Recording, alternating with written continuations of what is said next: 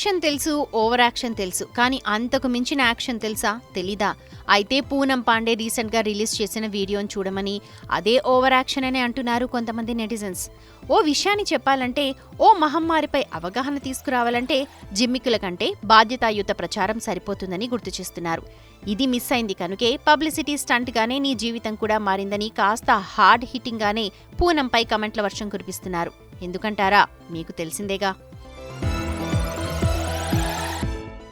Cinema లేక, public ఫిగర్గా అనుకున్నంతగా గుర్తింపు రాక, ఎప్పుడు పబ్లిసిటీ జిమ్మిక్కులతో, ఓవర్ ఎక్స్పోజ్డ్ రీల్స్తో పాపులారిటీ సంపాదించే ప్రయత్నం చేసే పూనం పాండే తాను మరణించినట్టు తన మేనేజర్తో తన ఇన్స్టాలో ఓ పోస్ట్ పెట్టించారు.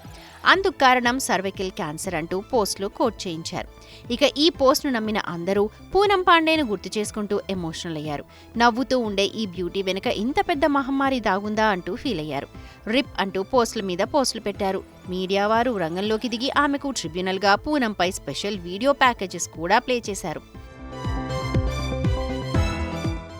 కానీ కట్ చేస్తే తాను చనిపోలేదంటూ, బతికే ఉన్నా అంటూ మరో వీడియో తన ఇన్స్టాలోకొచ్చి చెప్పారు.